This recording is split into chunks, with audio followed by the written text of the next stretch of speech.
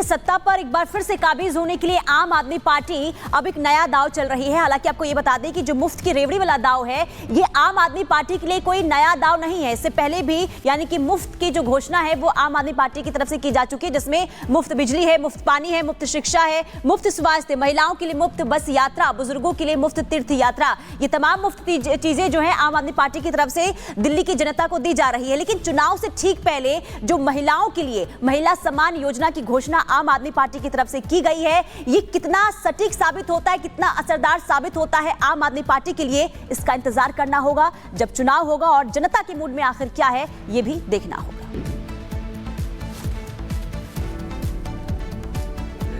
और चलिए बढ़ेंगे आगे और अब बात करेंगे बुलंदशहर से आई खबर की, जिसमें देखिए बुलंदशहर में उप डाकपाल के पद पर तैनात पोस्ट पर तैनात राहुल पर 2.5 करोड़ की गबन का आरोप लगा। और इस पूरे मामले को लेकर के शुक्रवार को हिरासत में राहुल को लिया गया और सीबीआई ने पूछताछ शुरू की।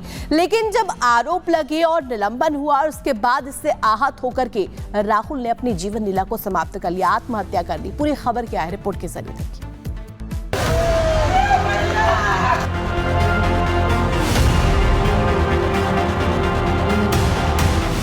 गबन का आरोप लगाया मौत को गले,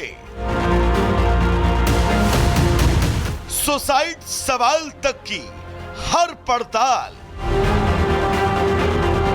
सबसे पहले आप इस लेटर को देखिए, जिस लेटर में लिखा एक एक शब्द चीख चीख कर अपनी बेगुनाही को परोस रहा है उस दर्द को जिस दर्द में अब राहुल का पूरा परिवार जिंदगी जीता रहेगा। परिवार इस दर्द से तो समय के साथ कुछ हद तक निकल भी जाता, लेकिन राहुल पर लगे वो आरोप, जिन आरोपों के चलते राहुल ने इतना बड़ा कदम उठा लिया, उस दर्द से गुजरने में शायद अब पीढ़ियां लग जाएं। दहाड़े मार मार कर रोता चीखता ये परिवार, जिसका राहुल अब कभी लौटकर वापस नहीं आने वाला, और परिवार वालों की आंखों से निकल रहे ये आंसू अब सूखने के बाद भी सवाल पूछते रहेंगे। दरअसल उत्तर प्रदेश के बुलंदशहर में उप डाकपाल की पोस्ट पर कार्यरत राहुल पर 2.5 करोड़ के गबन के आरोप लगे। शुक्रवार को मामले में सीबीआई ने उसे हिरासत में लेकर पूछताछ भी की, जिसके बाद आरोप लगने, निलंबित किए जाने और पूछताछ से आहत होकर राहुल ने ट्रेन के आगे कूदकर अपनी सांसों पर पूर्ण विराम लगा दिया। अल सुबह उसकी लाश पटरियों पर मिली। 28 साल के राहुल ने सुसाइड करने से पहले एक सुसाइड नोट भी लिखा और उसमें उसने लिखा कि उस पर फर्जी डाक टिकट लगाकर गबन करने का आरोप लगा है, लेकिन वो बेकसूर है, उसने 2.5 करोड़ का गबन नहीं किया है। सुसाइड नोट में राहुल ने सीनियर अधिकारी पर शोषण करने का आरोप भी लगाया। साथ ही खुलासा किया कि उक्त अधिकारी के महिलाओं से संबंध थे, जिसके बारे में राहुल को पता चल गया, इसीलिए उसे इस मामले में फंसाया गया है। और ये राहुल के आखिरी शब्द थे, जिसे राहुल ने स्याह पन्ने पर स्याही से उकेरा था। प्रथम दृष्टया सुसाइड का मामला लगता है।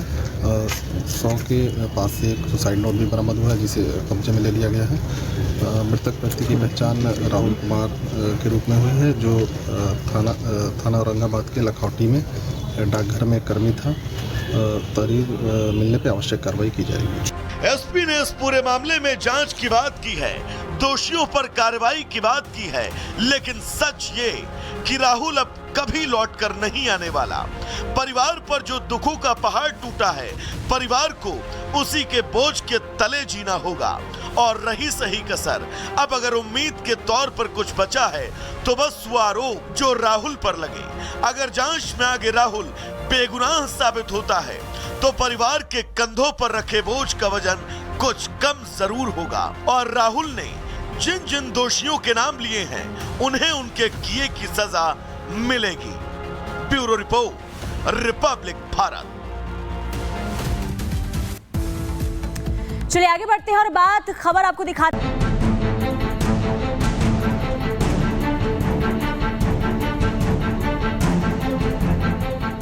दिल्ली विधानसभा 2025 चुनाव को लेकर सियासी जंग अब चरम पर है। 10 जनवरी तक चुनावी कार्यक्रमों का भी ऐलान होने की संभावना है। पिछले 3 बार की तरह इस बार भी आम आदमी पार्टी और बीजेपी के बीच मुकाबला माना जा रहा है। हालांकि कांग्रेस ने इस बार दमदार तरीके से चुनाव लड़ने के संकेत देकर चुनाव को रोचक बना दिया है। सियासी आरोप प्रत्यारोप के बीच आप बीजेपी और कांग्रेस के नेता अपना अपना नैरेटिव गढ़ने में लगे हैं। दूसरी तरफ दिल्ली के मतदाताओं ने अभी तक इस मसले पर स्पष्ट संकेत नहीं दिए हैं। दिल्ली के मतदाता इस बार जल्दबाजी दिखाने के बदले संभवतः सियासी दलों को गहराई से टटोलने के मूड में हैं। फिलहाल जिस मसलों पर राजनीतिक दलों के बीच गहमागहमी है, उसमें फ्री की रेवड़ी जैसे अहम मुद्दे हैं और उसमें सबसे आगे आम आदमी पार्टी ही निकलती दिखाई दे रही है। आपने चुनाव से पहले सरकार की तरफ से दी जा रही मुफ्त सुविधाओं का प्रचार करने के लिए रेवड़ी अभियान शुरू किया ताकि मतदाताओं के बीच पार्टी का प्रभाव मजबूत किया जा सके। ऐसे में सवाल यही है कि क्या मुफ्त का दांव जिताएगा चुनाव? अरविंद केजरीवाल भले ही इस चुनाव में घिरते हुए नजर आ रहे हों, लेकिन वो चुनाव जीतने का कोई ना कोई नायाब तरीका ढूंढ निकालते हैं। रविवार को उन्होंने चुनावी संजीवनी के साथ साथ महिला सम्मान के रजिस्ट्रेशन की घोषणा कर विरोधियों को टेंशन में डाल दिया।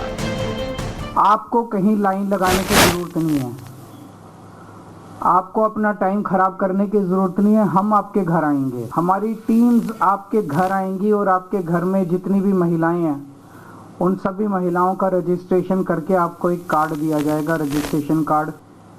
दूसरा, हमने ऐलान किया था संजीवनी योजना। इस योजना का भी लोग बहुत बेसब्री से इंतजार कर रहे हैं। तो जो हमारी टीम्स घर घर जाएंगी वो दोनों योजनाओं का रजिस्ट्रेशन करेंगी। मुफ्त रेवड़ी कल्चर को लेकर एक बार फिर से दिल्ली सहित पूरे देश में चर्चा गर्म है। केजरीवाल खुलेआम कह रहे हैं कि हम ये रेवड़ी दे रहे हैं। हालांकि बीजेपी को आप सरकार की रेवड़ी पर सख्त ऐतराज है। इस प्रकार की योजना की घोषणा पंजाब में करी थी कि ये पंजाब की महिलाओं के खाते में पैसे देंगे। आज तक 1 रुपया पंजाब की बहनों के खाते में अभी तक नहीं आया है। मैं पूछना चाहती हूँ कि क्या महिला सम्मान केवल आपके लिए एक चुनावी जुमला है?